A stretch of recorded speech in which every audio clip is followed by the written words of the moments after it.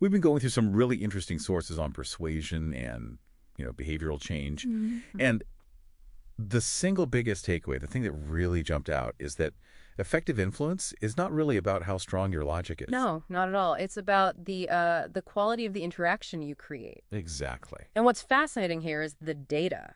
I mean, the evidence actually shows that the right kind of listening is proven to be far more effective at changing someone's mind than even the best advice you could possibly offer. Okay, so let's unpack that. Because Yeah. the real challenge is our own instinct, isn't it? It's this thing called the righting reflex. Yeah. That urge we all have to just jump in to fix the problem. Yeah. But that very instinct is what triggers resistance Yeah. because it feels like a threat to the other person's autonomy. Right. And, the core issue is really about the delivery. When advice is given, especially when it's unsolicited, the person feels this pressure, and that immediately triggers what psychologists call psychological reactance. They feel this powerful motivation to reject the advice, even if it's good advice, just to get their sense of freedom back. And that's the boomerang effect, right? Yeah. They feel controlled, so they actually double down on their current position. Precisely. They dig their heels in deeper, and suddenly you're even further from your goal than when you started.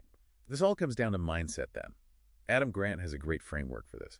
He talks about these 3 mindsets that just kill any chance for change. Oh, right. The first one is the preacher. The preacher, yeah. Protecting sacred beliefs, seeing a change of mind as like a moral weakness. And then you have the prosecutor. We've all seen this one in meetings. They're just there to win the argument. Changing their mind is like admitting defeat. And the last one is the politician, who's just looking for, flip-flopping to win people over. The ideal, and this is where it gets productive, is the scientist mindset. A scientist treats their beliefs like hypotheses.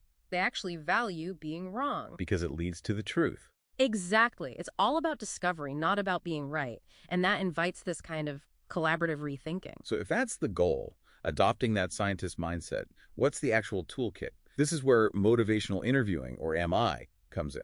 Yeah, MI is this collaborative style, and for managers, there's a great acronym to guide you, RULE.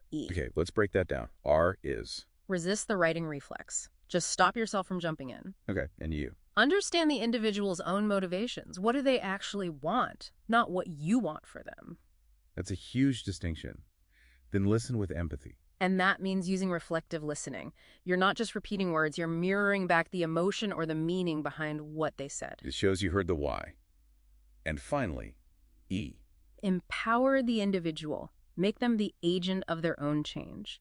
Because the real goal here, the whole point, is to elicit what's called change talk. And what is that exactly? This is the amazing part. The research shows the more a person hears themselves arguing for change, the more likely they are to actually do it. So you're not the one making the argument. No, you're just a mirror. You're just creating a space where they can hear their own reasoning out loud. That sounds a lot like what some people call inverse charisma. You're not trying to make yourself look smart. You're making them feel insightful. That's a perfect way to put it. And if you zoom out, this isn't just a micro skill. Think about high-stakes places like NASA. Sure. Their ability to innovate, to be reliable, it all depends on a culture where people feel safe enough to admit they were wrong. So they can change course without fear. Exactly. And, maybe the ultimate act of persuasive leadership isn't about speaking at all. Maybe it's about listening in a way that gives people the courage to let go of the ideas that aren't serving them anymore. That's something to think about.